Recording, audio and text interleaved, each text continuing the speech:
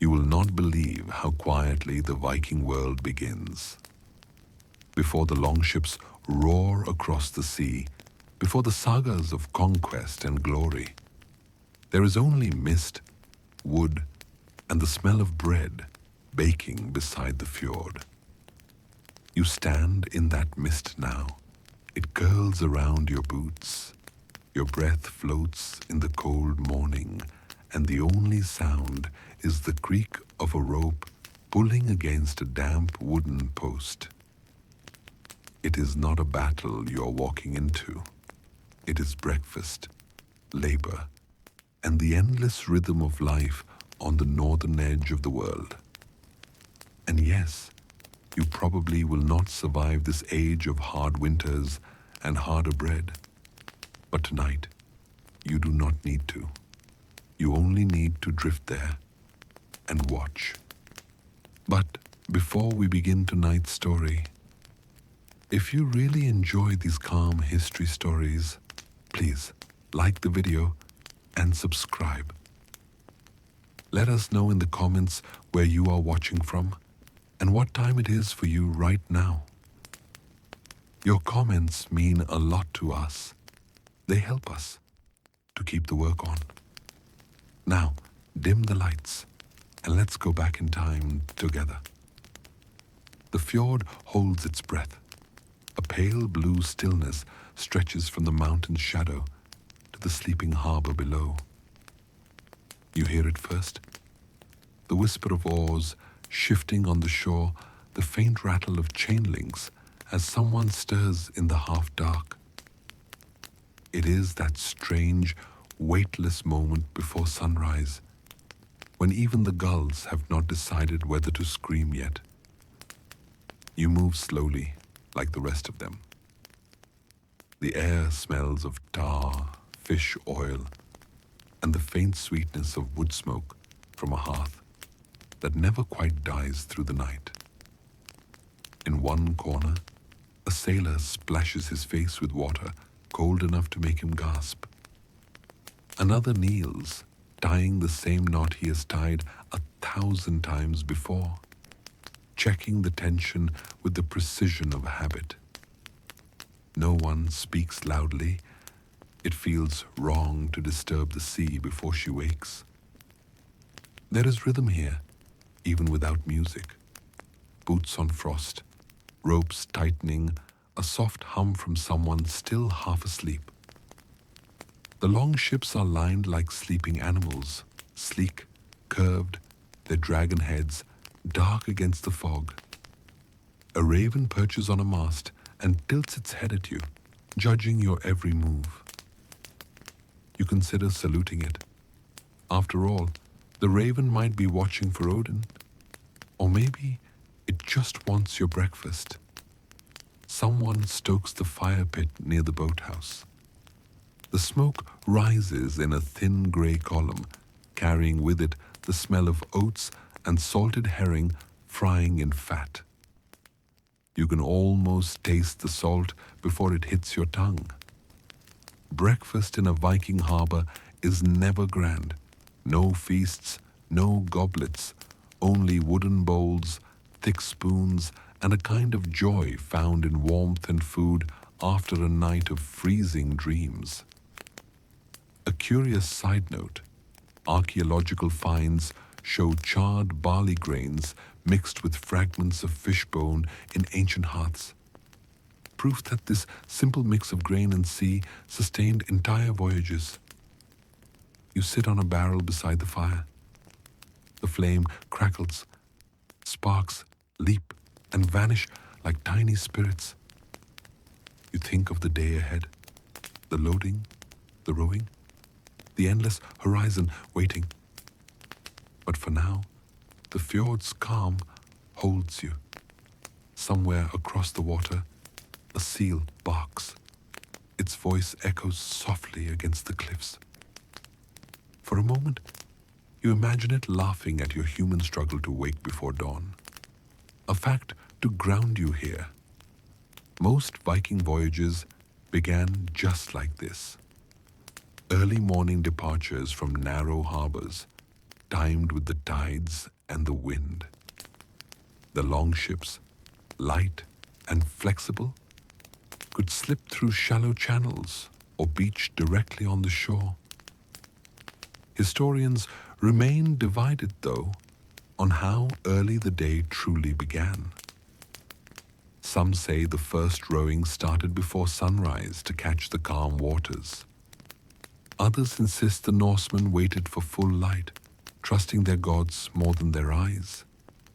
Either way, you are here, in that uncertain hour when the world seems balanced between dream and labor. You stand and stretch, copying the others. Muscles ache from the cold. Fingers sting as they grip the wet ropes. Every sound is amplified. The thud of a barrel, the sigh of a sail unfurling, the splash of an oar testing the water. It is strange how peaceful hard work can feel when the day has not yet begun. You realize that in this quiet, even history itself feels sleepy. Someone nearby mutters a short prayer, not to win battles, but to keep storms away.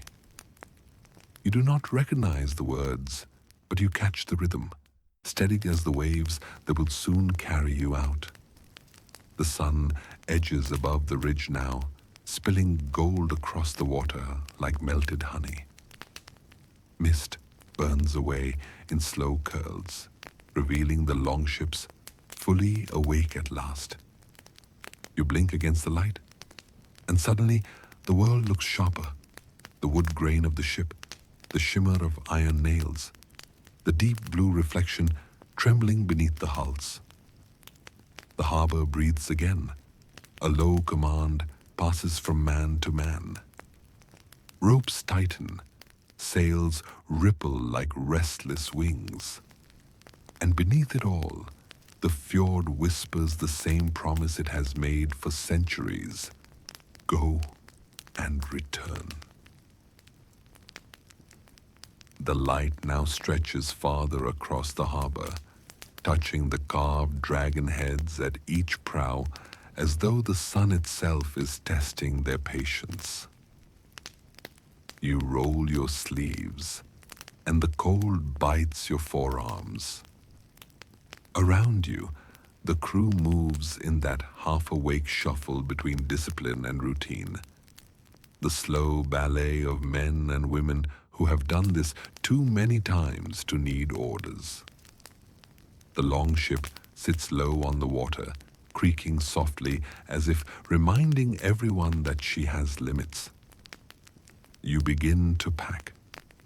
First come the barrels, salted fish, rye bread, smoked lamb. Each is sealed with wax and leather and smells faintly of seaweed and ash. One sailor jokes that the fish have been dried so hard they could be used as hammers. You laugh, but quietly. Laughter this early feels like stealing from the gods' peace. Beside the food, you place water skins made of animal hide. They sag like sleeping creatures, heavy with the promise of survival. Next come the tools. Axes wrapped in linen, spare oars, coils of rope, a small anvil for repairs. Every item is both practical and personal. The axe that built the ship now waiting to defend it if need be. You can tell a great deal about a voyage by what a Viking packs. Archaeologists once found tiny combs carved from bone inside travel chests. Proof that even in the raw wind of the North Sea, someone still cared about neat hair. A curious detail perhaps, but one that makes you smile. Vikings, it turns out, were not the unwashed raiders of legend. They were tidy, proud, and a little vain. Then there are the trinkets, amber beads from the Baltic, small silver coins, rings too simple to belong to kings, yet too fine to leave behind. They are not for decoration. They are currency. Silent diplomats, that speak where language falters. A pouch of polished amber might buy furs in one port, peace in another. You tuck it carefully into the captain's chest.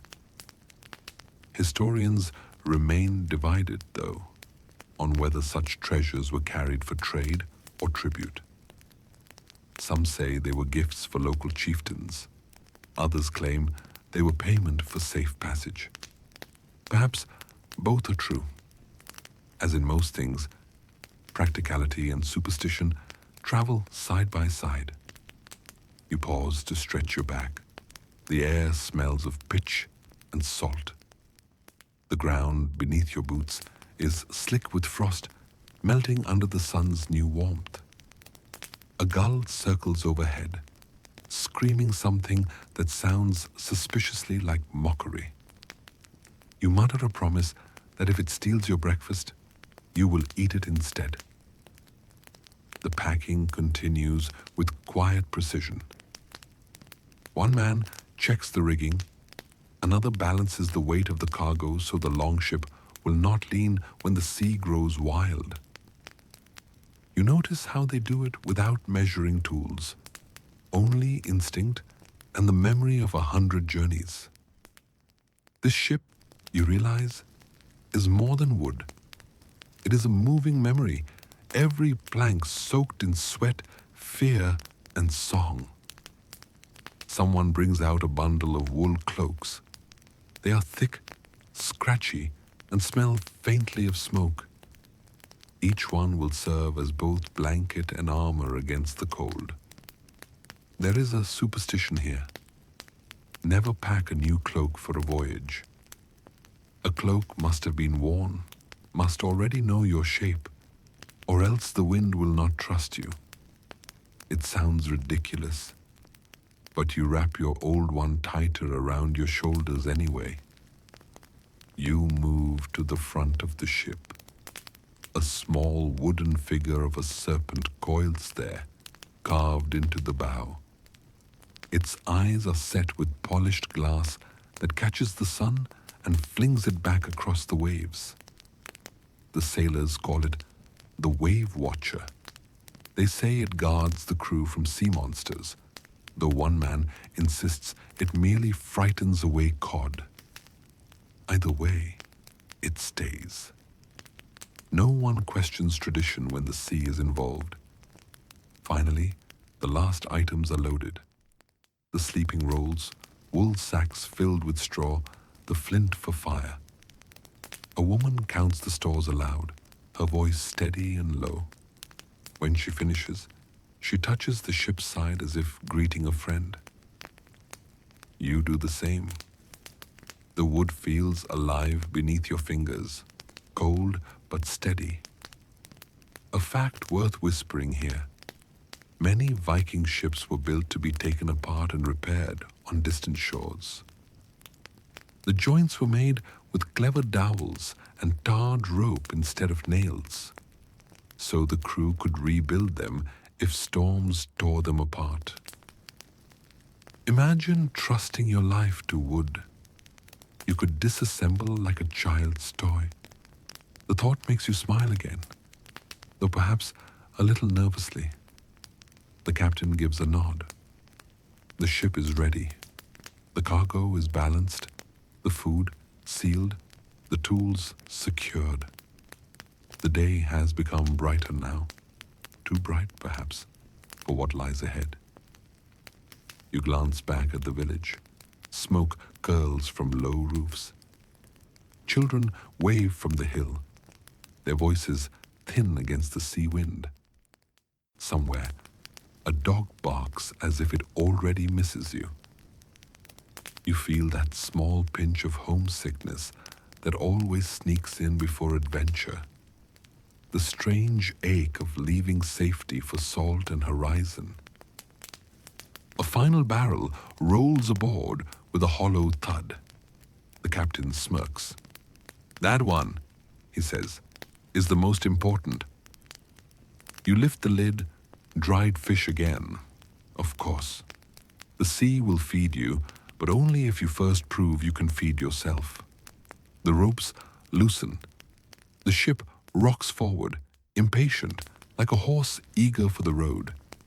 You step aboard, and the dock beneath you seems suddenly distant, unreal, already part of the past.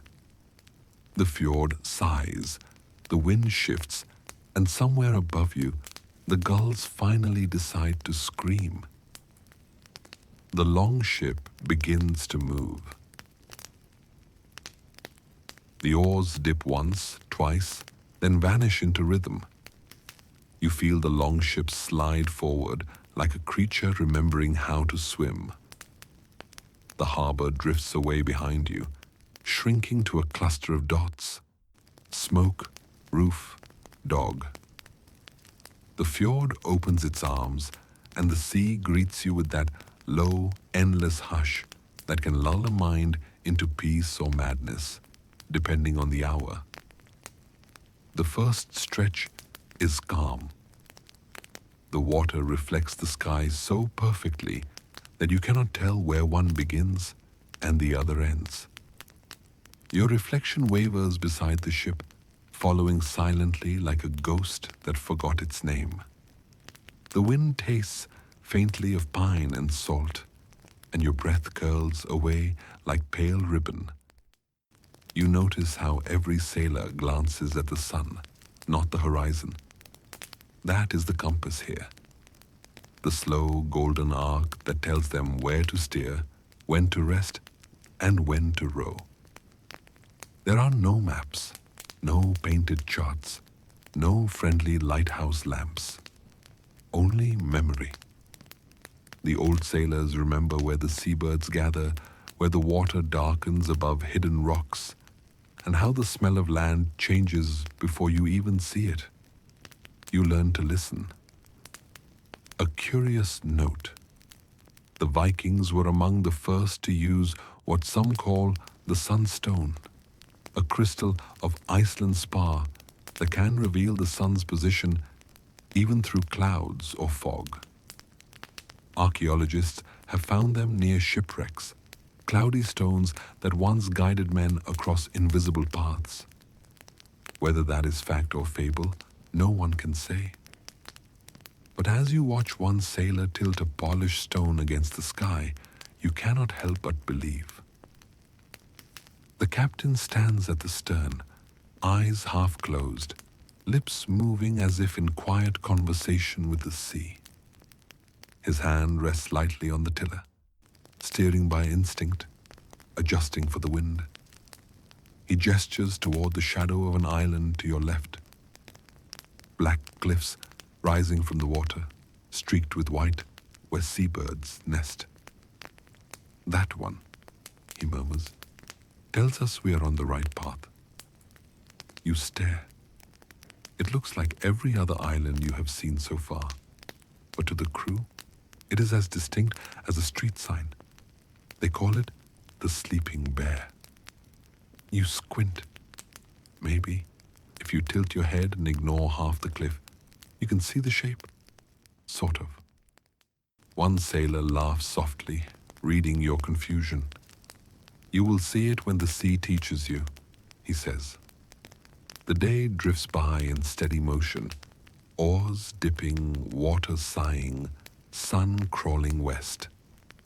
The Longship glides with that strange Viking grace. Narrow hull, flexible ribs, shallow draft. It barely skims the surface, so light that a strong gust could push it sideways, if not for the oar's constant correction. It is travel both simple and genius, a floating paradox, fragile yet unstoppable.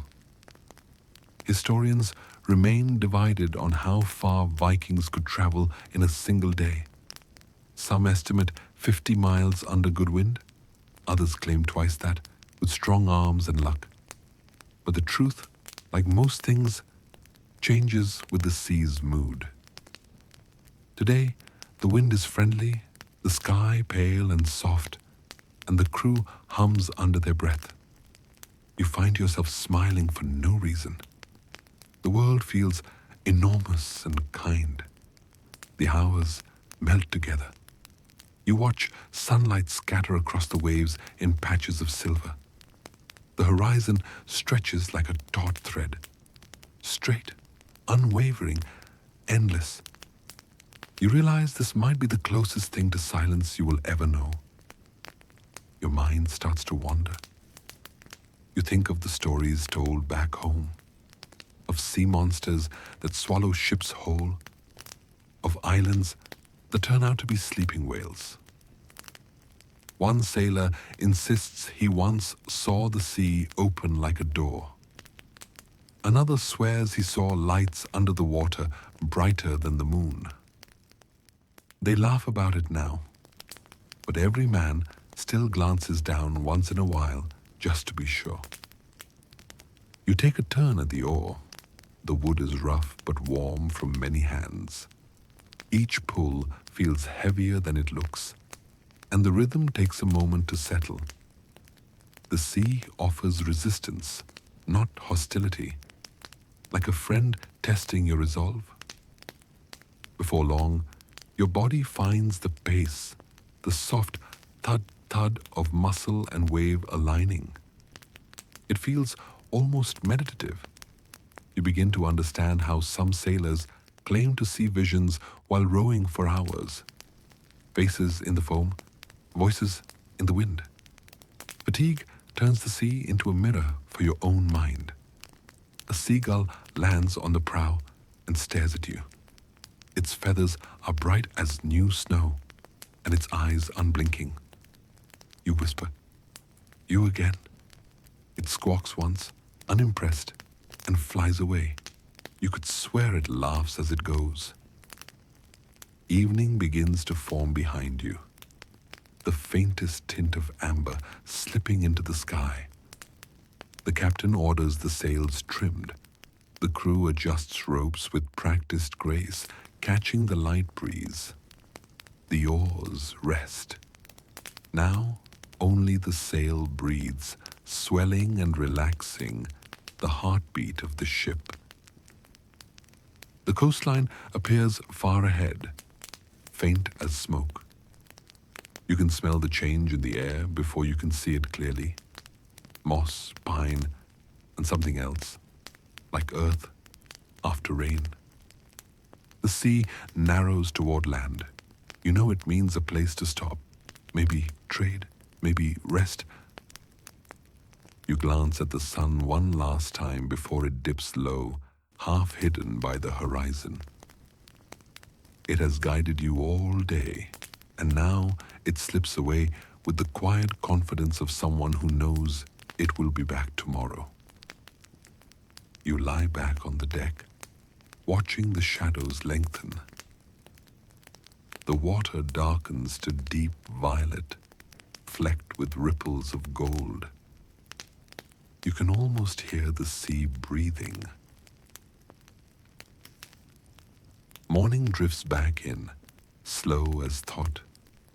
The sea lies flat again, shimmering with the light of a new sun. The sail hangs limp for lack of wind, so the oars come out, one by one, like limbs stretching after sleep. You take your place among the rowers, the wood of the bench still cold from the night.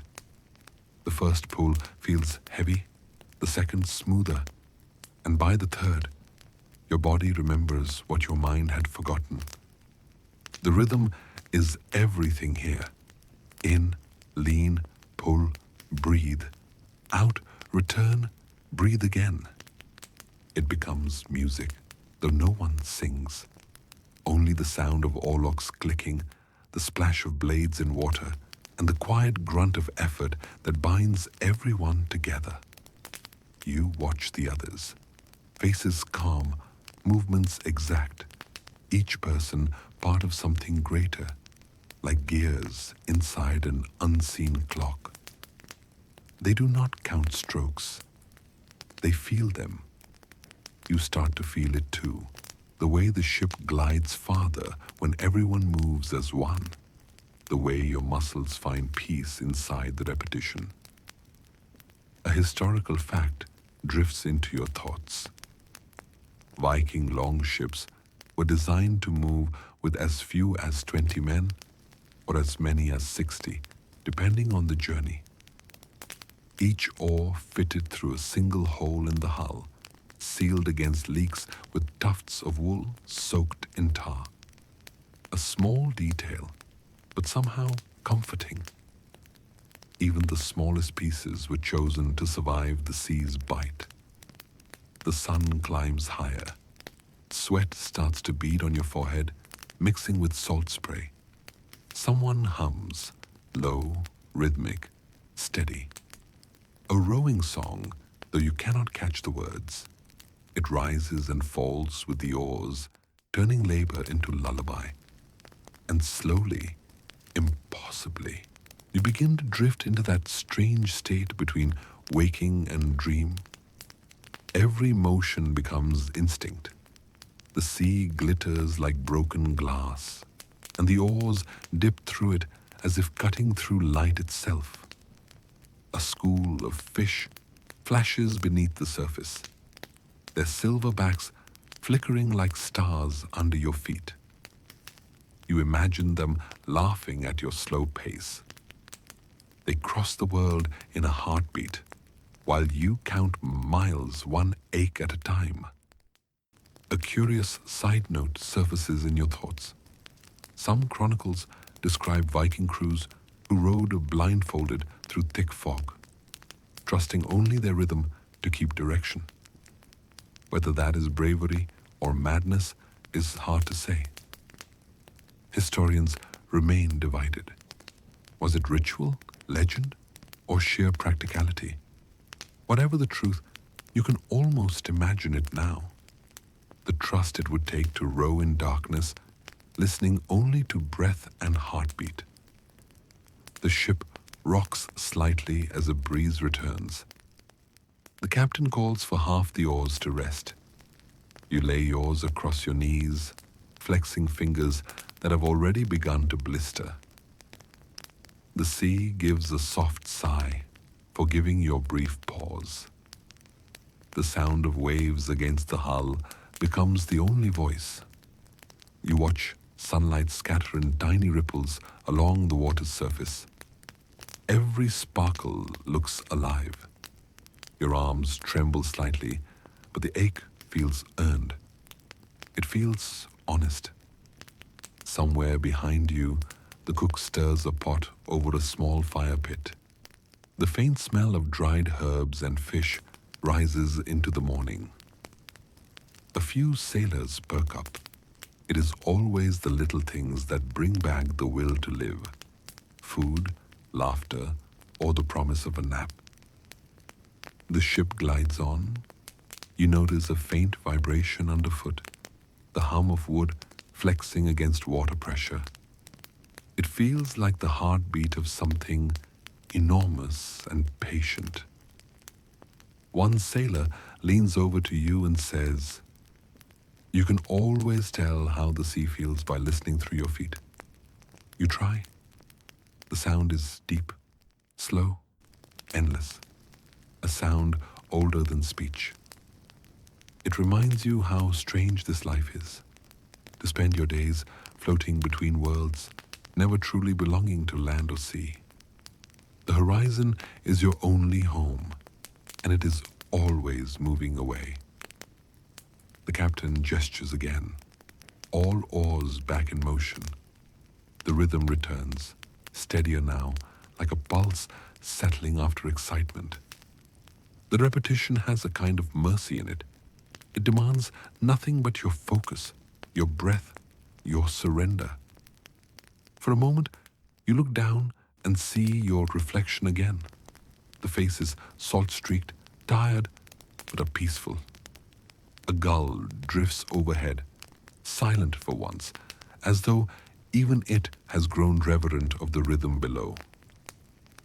Someone makes a joke that if rowing could be traded as currency, they would all be rich enough to buy land in Valhalla.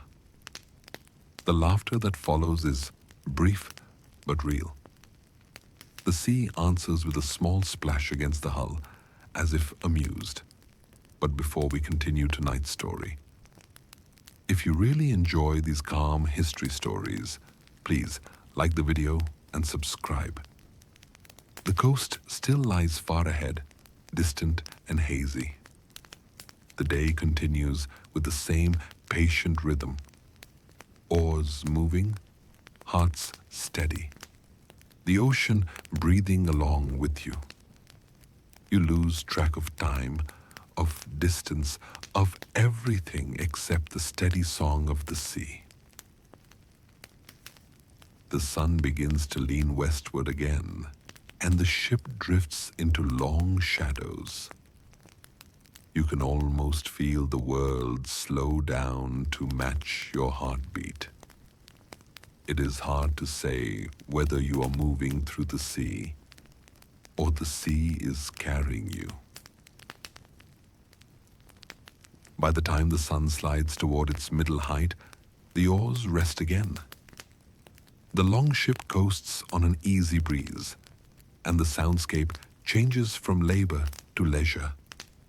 Rope creaks, gulls chatter, someone yawns loud enough to echo. The sea lies calm, dappled with light, and conversation begins to bubble like slow-boiled stew. It starts with small talk. Someone complains that the salted fish tastes like regret. Another swears his seat is cursed because every wave finds its way up through the cracks. The crew laughs softly, voices weaving between the gusts of wind. Soon, the talk turns to the sea herself, her moods, her appetite, and her small, petty cruelties. The captain listens from the stern, smiling just a little. He knows this ritual well. Every voyage becomes a storytelling contest at some point. And today, it begins with a myth. A young sailor, his hair bleached by salt and sun, leans forward and lowers his voice. They say there is a sea spirit that lives beneath ships, he whispers, and it follows them for luck. But if anyone mocks it, it takes the shape of a wave and drags the loudest mouth overboard. You glance down at the water instinctively. It is as calm as glass. The crew pretends not to look, but everyone does. One man knocks his knuckles on the hull, twice for respect. Another murmurs a word you cannot catch. Superstition, perhaps, or wisdom disguised as habit. A curious side note drifts in here. Old Norse sailors really did believe the sea was alive with spirits, some protective, some vengeful. They offered small tokens before long voyages, like bits of bread, or poured a drop of ale into the water. Archaeologists have even found bowls carved with runes buried near Viking docks, perhaps meant to feed invisible guests. The conversation shifts, as it always does, toward omens. Never start a voyage on a Tuesday, one man says solemnly. Never whistle on deck, another replies. Unless you want to summon wind, you cannot stop. A third sailor adds, or women, which may be worse. Laughter breaks out. The sea spirit apparently has a sense of humor. You listen, smiling. There is something oddly comforting in the way they half believe and half mock their own tales. Faith, you realize, does not have to be absolute. It can be a soft thread, strong enough to hold when reason slips. A historical fact to anchor your drifting thoughts. Runic charms have been found carved into Viking ships' beams. Simple words like luck, strength, or safe journey. They were not grand invocations, but quiet prayers pressed into the wood grain itself. Even the most practical sailor knew that skill alone was never enough. The sea is too large for certainty. The young sailor continues, clearly pleased with his audience. "There was once a man," he says, "who tried to catch a sea spirit in a net. He thought he could trap luck itself. The next morning, he woke with the net tangled around his neck and the ship's cat sitting on his chest. The crew swore they heard laughter coming from the water. You ask, half serious, and what did they do with the cat? They promoted it," he says without missing a beat. Everyone chuckles. You notice that same cat now, a striped one curled in the sun near the mast. It blinks slowly, unimpressed by fame. The air warms, sails ripple lazily, catching just enough breeze to keep the ship drifting forward. A sailor dips his hand into the water, lets it run through his fingers, and says, "If you drop your reflection, it means the sea has chosen you for a storm." You look again. The sea reflects the sky perfectly. For now, you are safe. A pause settles, the good kind, filled with small sounds. The slap of water, the creak of the hull, the distant call of gulls. You close your eyes, feeling the ship sway beneath you. The motion is hypnotic. You could almost believe the Longship itself is breathing. The oars, the ropes, the people, all parts of one great living thing. "Tell me," someone asks suddenly, "do you think the gods watch us, even out here?" The captain opens one eye. "If they do, they must be bored," he says. A ripple of laughter follows, but the question lingers in the salt air. Historians remain divided on how deeply Viking sailors believed their own sea myths. Were these tales acts of faith, or simply the poetry of men facing vastness? The truth likely lives somewhere in between. Stories have a way of protecting the mind when the world feels too large. You glance toward the horizon, thin, pale, infinite. It feels almost like a promise. The ship glides on, the chatter fading to quiet hums, and for a while you forget you are part of history at all. You are simply a figure on a floating rhythm, moving through a world made of sound, wind, and imagination. The cat yawns, the sea sighs, and above it all, a gull calls 3 times, a good omen according to the old men. The younger ones pretend not to care, but their eyes follow it until it vanishes into the light. The captain stands again, one hand raised. "Back to the oars," he says gently. And just like that, superstition becomes motion again. By late afternoon, the Longship glides toward a familiar inlet, a curve of land where forest meets sea and smoke curls lazily from the roofs of a small coastal village. The water shallows, turning from iron gray to clear green, and the sand beneath shimmers with the crushed shells. Someone calls out, half cheer, half sigh. "Home to coin and kindness." The oars dip one last time, then rest across the gunwales. The Longship coasts forward under the quiet breath of wind, the hull sighing softly against the tide. The harbor greets them not with trumpets, but with calm.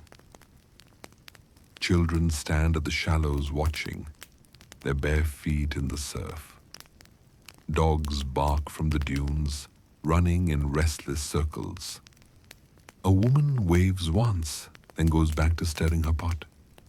No one rushes. No one needs to.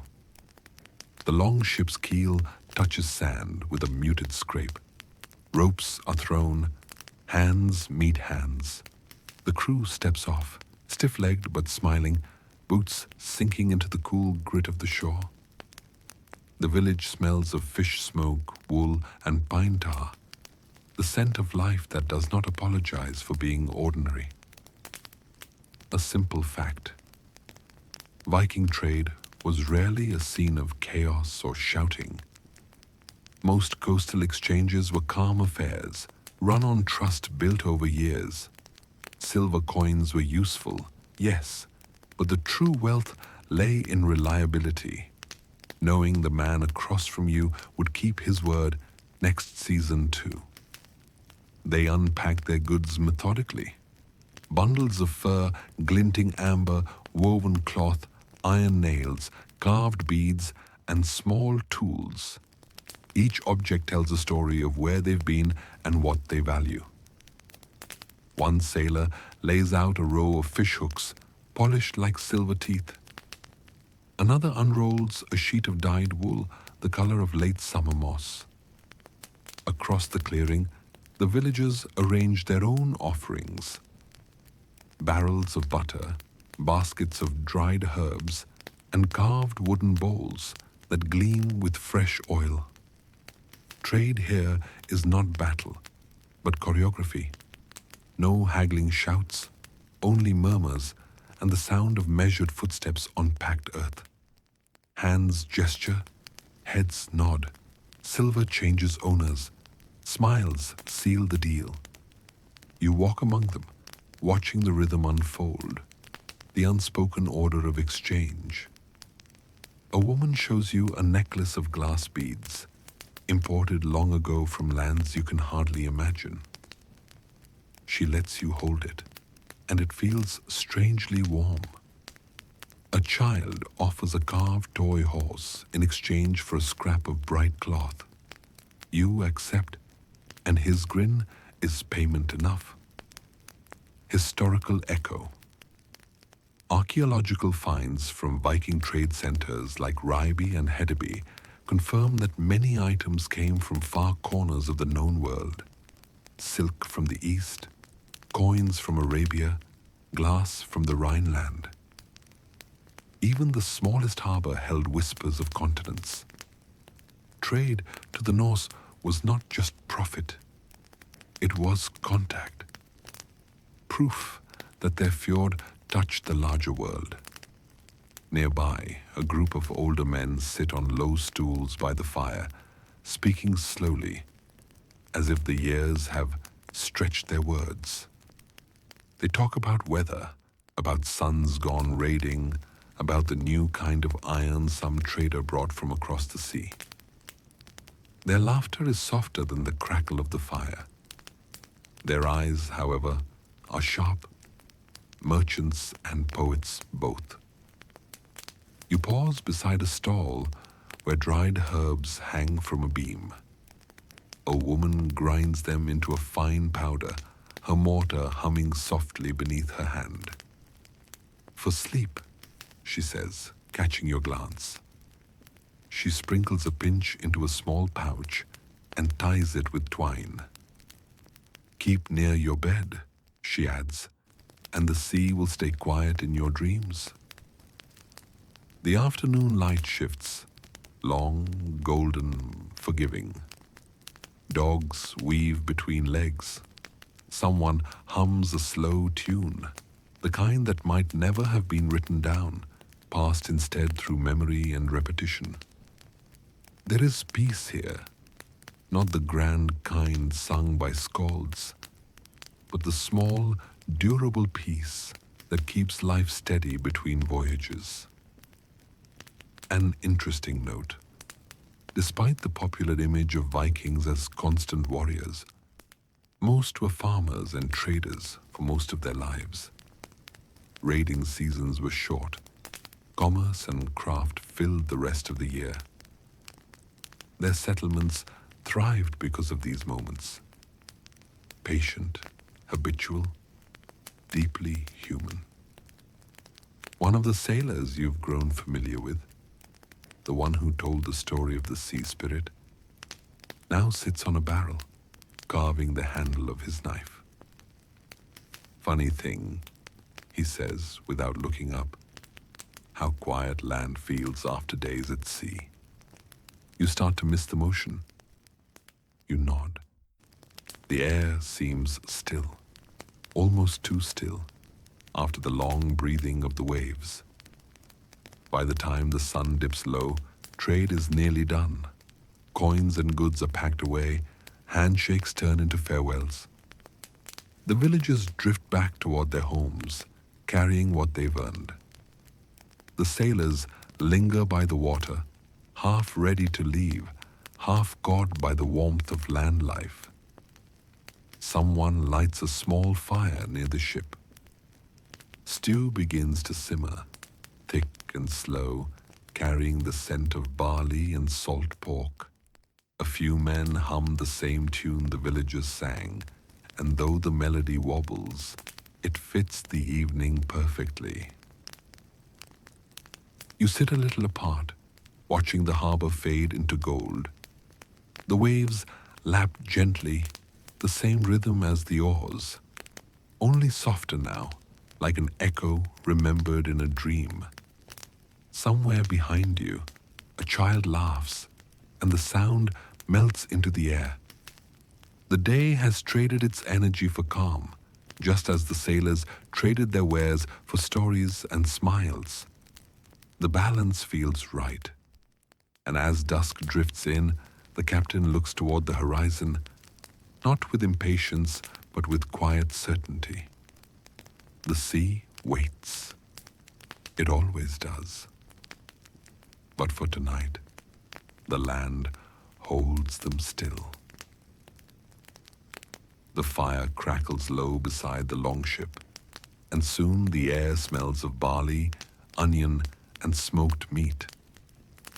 A heavy iron pot sways over the embers, creaking slightly each time someone stirs it with a carved wooden spoon. The sound blends with the small waves, soft and steady, as if the sea itself was simmering along. You sit cross-legged near the fire, letting the warmth crawl up your hands. The stew thickens slowly, each bubble releasing a sigh that could almost be contentment. Someone passes you a rough horn cup filled with water, cold, tasting faintly of pine smoke. It feels perfect after a day of salt and trade. Meals like this are more than food. They are rhythm. The Vikings often shared one large pot between many, each taking a ladled share without ceremony. What mattered was not whose turn it was, but that no one went hungry. The pot is both kitchen and council. Here, the world is simple, measured in spoonfuls and laughter. A sailor mutters something about the stew being fit for the gods, then adds, or at least for Odin's hungrier cousins. Everyone chuckles softly, the sound warm as the broth. Another jokes that if you can chew it without breaking a tooth, the cook has failed. Even the cook smiles at that. Fact whispers here. Archaeologists have found that Viking meals were hearty and practical. Stews made of barley, root vegetables, dried fish or mutton, flavored with salt, wild herbs, and sometimes a hint of honey. When luck or season allowed, they added eggs, berries, or goat's milk. It was not glamorous food, but it kept entire crews strong through endless cold months. The steam carries faint sense of time and smoke. You breathe in deeply. The warmth touches something deep in your chest, something older than appetite.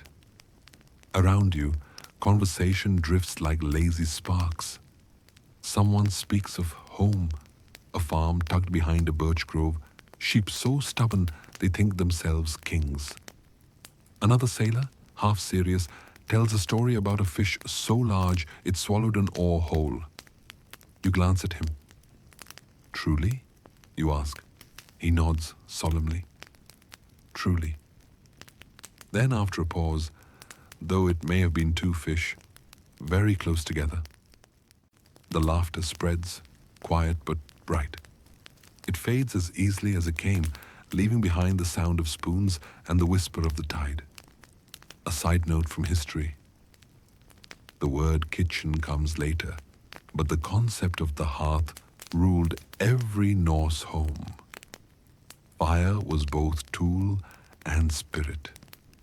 In sagas, the gods themselves were thought to visit through flame, so even the simplest meal might carry a touch of ceremony. Some historians debate whether offerings of food were placed by the hearth before eating or after, to share with unseen guests. The truth, as always, drifts somewhere in between. You dip your spoon and taste. The stew is simple, yes, but also perfect. Each flavor speaks of distance and patience. Barley from home, salt from a far shore, herbs gathered on some quiet morning. Every journey ends up in the pot eventually. The evening cools, pressing close. Someone pulls a small lyre from a sack and begins to pluck at it, clumsy but tender. The melody ripples over the water, slow and looping. It is a lullaby without words. You glance up. Stars prick the sky now, faint but loyal. Their reflections tremble on the surface of the fjord, turning the world upside down. Sky below, sea above, and the fire caught between.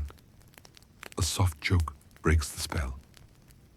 "Careful," says a voice. "If you eat too much, you will sink the ship before morning." You grin. "Then we had better eat less," you reply. Another voice answers, "Or build a bigger ship." The laughter this time is louder, but still never rough. It rolls over the group like a wave and fades just as gently. Soon the bowls are empty, scraped clean with bits of flatbread. The pot is pulled aside, its coals left to glow like a nest of sleepy stars. The sailors lean back against their packs, stretching their legs. Someone tosses a bone to a wandering dog that has appeared from the dark. It catches it with expert silence. You listen to the night, the sigh of the sea, the faint cry of a distant bird, maybe an owl. The village behind them has gone quiet, only a few lanterns swaying in doorways. Smoke drifts upward, pale against the blue of twilight.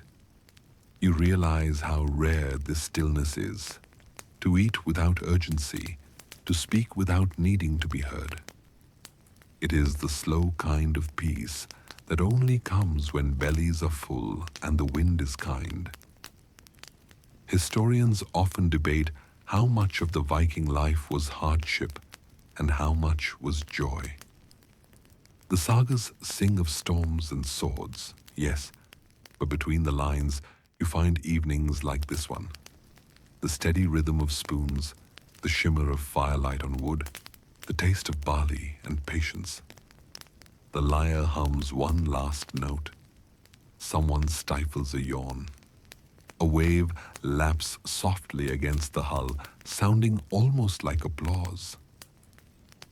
You let your eyes drift half closed. The smell of stew lingers, mingling with the sea. It feels like home, not the place, but the moment. You do not notice that the stars have multiplied, nor that the tide is rising to nudge the ship. You simply breathe in, breathe out, and let the warmth settle deep. Tomorrow will bring sails and wind again, but for now, the only journey left is into rest. By dawn, the tide has crept high against the Longship's hull. The sea is patient, waiting to carry them home. Mist drifts like pale silk across the water, softening the edges of everything. sky, land, even time itself. You stretch your arms, and your breath joins the fog for a heartbeat before fading. The crew moves quietly, without need for words. They have done this many times. Ropes loosen. The sail unfurls with a sigh. The hull rocks once, then begins to glide, light as a thought leaving the shore. Behind you, the village shrinks to a blur, a cluster of roofs and a thin line of smoke. You watch it until it becomes part of the coastline again, folded back into memory. The sound of dogs barking carries faintly across the water, so far away now it could almost be the sea itself speaking. The wind comes from the northwest, gentle and steady. The sail fills like a chest inhaling deeply. The captain nods. "Good wind," he says. "It wants to take us home." You feel the pull in your bones, the way the body learns to move with the rhythm of the sea instead of fighting it. Fact whispers again. Norse sailors were among the most skilled navigators of their age. Without compasses or charts, they relied on wind, birds, watercolor, and the taste of the air. Some scholars say they could sense land even before sighting it, by how the waves changed beneath their hulls. Others think it is myth, an exaggeration born of pride. Yet, when you feel the faint pulse of direction in your hands, you suspect there may be truth in it. The Longship hums softly beneath your feet, the planks creaking like an old lullaby. You lean over the side. The water there is deep blue, speckled with silver where sunlight slips through the mist. You could almost believe the sea has veins of light running through it. One of the sailors begins to whistle, low and slow, the kind of tune that wanders as it pleases. Another joins, then another, until the melody becomes something like the ship's own breathing. It blends with the creak of oars and the sigh of the wind. You close your eyes. The motion of the ship feels hypnotic. Not movement, but rhythm. Each rise and fall carries a whisper of stories already told. The trade, the laughter, the fire, the stew. The world narrows to pulse and breath. There is comfort in this routine. Days at sea are not measured by clocks, but by light, how it slides across the waves, how it fades into gold, then violet, then black. You learn to trust those colors more than time itself. Curious side note. Some Viking crews released ravens when they thought land might be near. If the bird returned, they knew they were still far from shore. If it flew on, the direction it vanished marked the promise of land. It is a method both poetic and practical. Navigation by trust in wings. The hours pass. The mist thins. A few gulls circle overhead, their cries sharp and bright. You watch them dance on the currents, then drift away toward the horizon. The same horizon you are chasing. The crew begins to speak again, lazily. They talk about the next season, about repairs the ship will need, about a man's cousin who once claimed he saw a whale larger than a hall. Someone jokes that the whale was probably just his mother-in-law in a bad mood. The laughter that follows is weary but real, the kind that tastes of homecoming. You can almost see it now. The faint suggestion of familiar cliffs, gray and immense, rising out of the sea like the backs of sleeping giants. A flock of seabirds erupts from the rocks ahead, wheeling in white arcs. The sight fills your chest with warmth. You are close. Historians remain divided on whether Viking homecomings were celebrated or simply endured. Some accounts speak of great feasts. Others describe men stepping ashore, silent, content, simply grateful to feel land again. You suspect the truth, as always, lies between. The ship slows as the water shallows. You can smell pine and salt, and beneath that, the faint sweetness of smoke, the kind that means someone has lit a hearth for your return. Home, someone says softly. The word lands in the air like a blessing. The oars dip one final time. The keel brushes sand, and that simple sound, wood meeting earth, carries more joy than any cheer could. The men begin to unload, but slower now, less urgent. Each movement is deliberate, as though they fear to wake the world too soon. A dog barks from the shore, not just any dog, but the same one that greeted you when you first set out. He runs in circles, tail a blur of pure delight. Someone whistles back, and laughter follows like the tide. You step down into the water. It is cold, clean, alive. You let it rise to your knees, then to your hands, cupped and lifted to your face. The salt stings your lips and feels like truth. Behind you, the Longship rests, her journey done. The sail flutters weakly, a tired flag of triumph. Ahead, the land waits, not dramatic, not loud, but steady, as if it has been breathing quietly this whole time, waiting for your return. You walk toward it, the sound of your boots sinking into wet sand, echoing softly in the quiet. The air smells of pine needles and smoke. Somewhere up the slope, voices call. And though the journey home is complete, the sea lingers in your bones.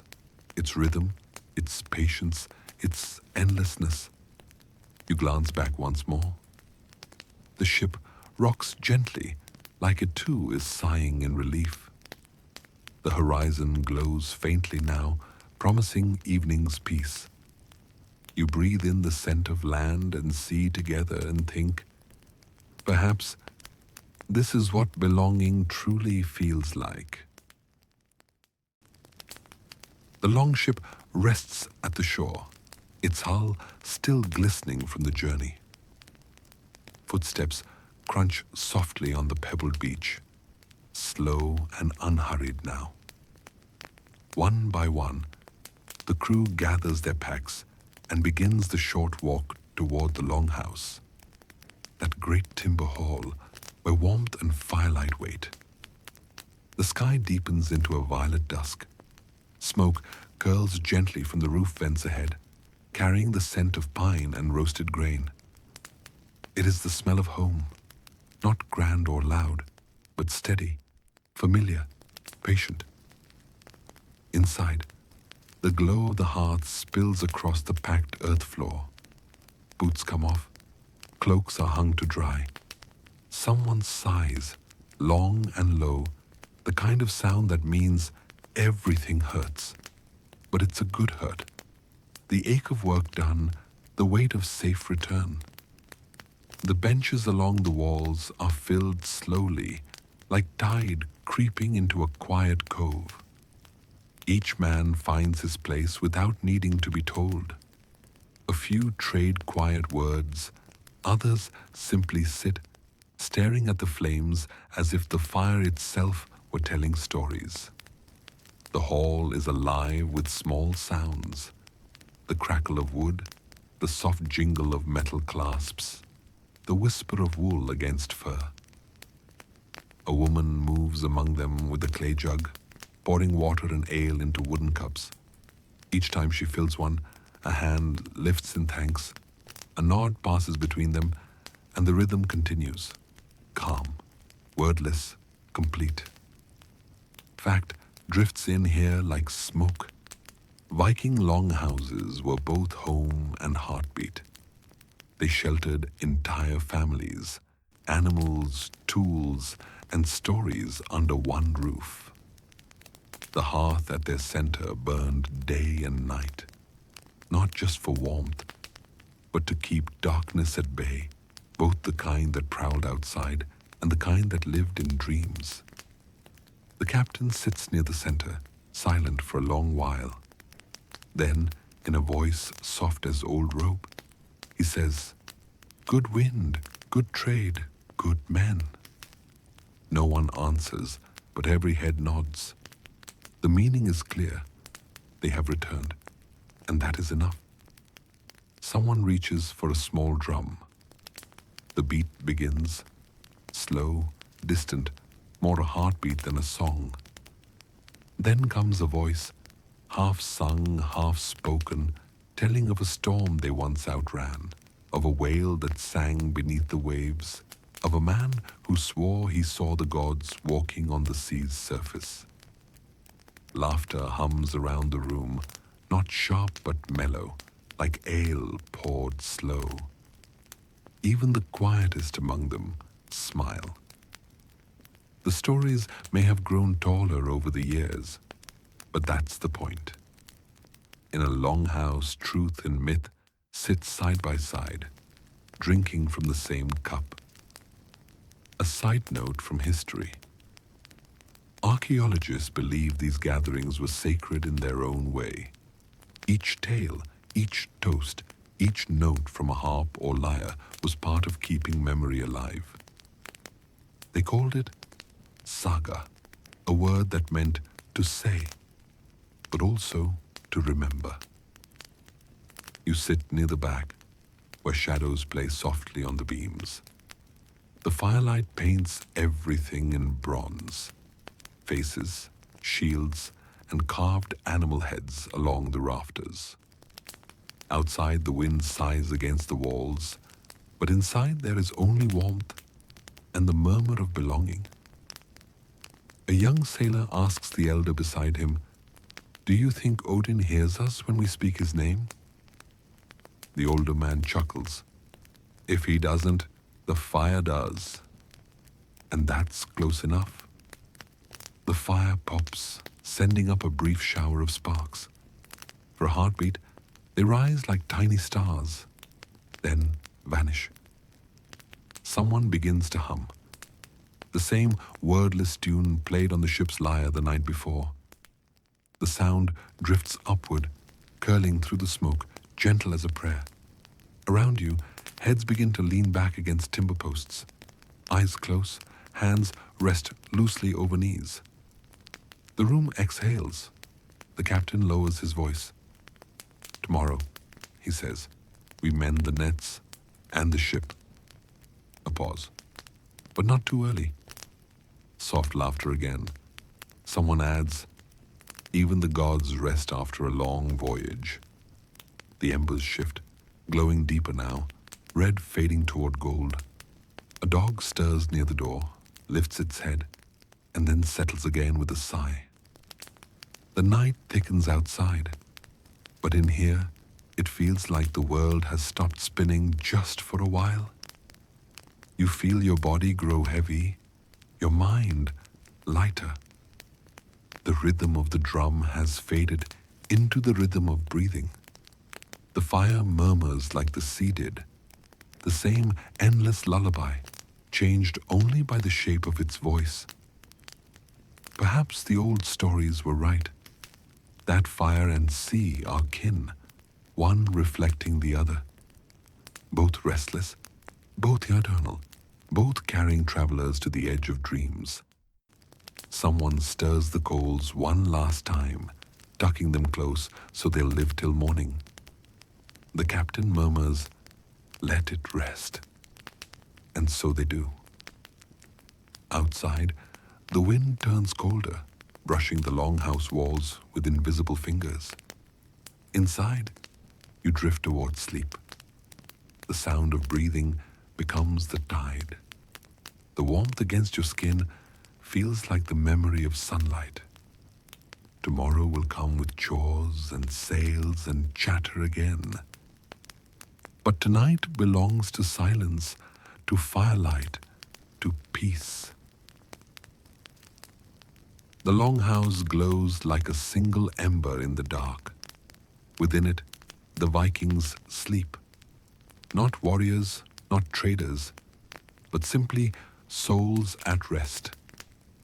And as your eyes close, the line between dream and memory fades, leaving only the whisper of wood and flame, soft, steady, endless. The fire burns low. The Longhouse hums with quiet breathing, and the soft crackle of wood giving in to ash. Outside, the tide moves like a slow heartbeat, steady, patient, unending. You lie wrapped in a wool blanket, the scent of salt and smoke still clinging to it. Somewhere, a door creaks as the wind changes. It carries the sound of the sea through the cracks, gentle, familiar, and full of memory. You close your eyes, and the sound becomes a story. You are back on the Longship. The oars rise and fall. Each stroke pulls you deeper into a world made only of mist and motion. The sail breathes above you, in, out, in, like the world itself is sleeping. The stars appear again, reflected in the black water below. It feels as though you are sailing through the sky, your ship gliding between constellations. The line between sea and heaven dissolved. No storms tonight, only calm water and the faint whisper of a northern wind. It carries the scent of pine and faraway snow, and something else, something older than either. You think of the faces around the fire, the laughter, the stories told between spoonfuls of barley stew. Those voices drift through your thoughts like embers that refuse to fade. Each one a spark, each one a promise that even in the long dark, there is warmth somewhere waiting. Fact lingers quietly here. Norse sailors believed the sea could dream, that beneath the surface lived the memories of every voyage ever taken. When the waves grew calm, they said it was because the sea was remembering something kind.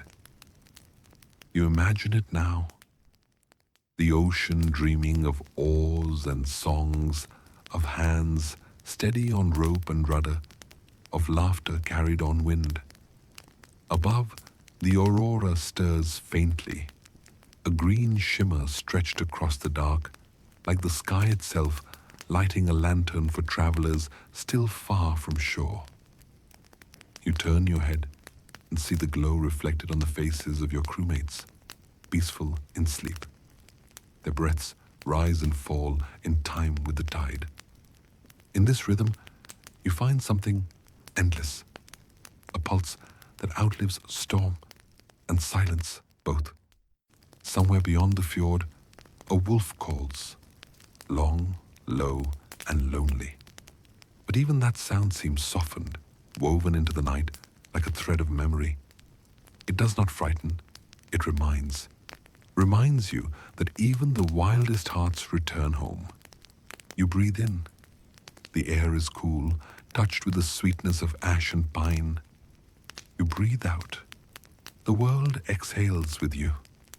For a moment, it feels as though everything, the sea, the sky, your heartbeat, has found the same slow rhythm. The dreams come quietly. No grand visions, no thunder. Only the sound of water against wood, the warmth of the hearth, the faint music of a lyre that may or may not still be playing. The sea keeps singing, and in that song, you find peace. The sea is quiet now. The world has turned to silver and shadow. Even the gulls have gone still, drifting somewhere beyond sound. Inside the Longhouse, the last embers glow like hidden stars. You lie beneath the weight of wool and fur, feeling the warmth fade slowly from the fire to your skin. It is not cold, only still, like the air itself has decided to rest. Your breath falls into rhythm with the hush of the tide outside.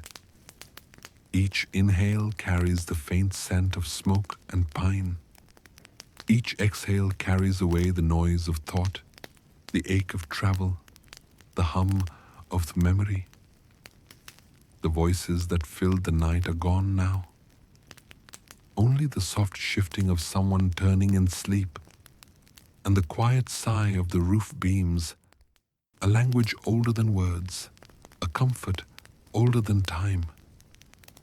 You think of the Longship resting in the harbor, her sail folded, her oars stacked like dreams, waiting for another dawn. Even she seems asleep, rocking gently in her cradle of tide and moonlight. Outside, the horizon has disappeared into the sea. No edge, no distance, only one endless color between night and water. It feels as if the world itself has exhaled, finally letting go. You breathe in once more. The air is cool and clean, carrying the whisper of snow from far-off mountains. It fills your chest and settles deep, steady, grounding, whole. Every sound now is slow, tender, deliberate. The sea breathing, the coals murmuring, the quiet pulse of your heart. You have traveled far, across wind and water, through laughter and labor, through light and darkness both. And now you have come home, not just to land, but to stillness. Let it hold you. Let the warmth of the fire, the rhythm of the tide, and the steady heart of the north cradle you in their calm. The world narrows to the space between two breaths, in and out. A slow tide moving through your body, carrying every thought gently away. The waves continue their patient music, soft percussion against the shore. Even the stars seem to sway to that rhythm, glimmering like distant lanterns, guiding dreamers to rest. You feel your body loosen, like rope untied after a long voyage. The air grows lighter, your heartbeat steadies. The sea, the sky, and your breath become the same slow motion. There is nothing left to do, no stories to tell, no oars to lift, only this quiet, endless and kind. The north sleeps, and so do you. If you enjoyed this calm history story, please do not forget to like the video and subscribe. Sweet dreams.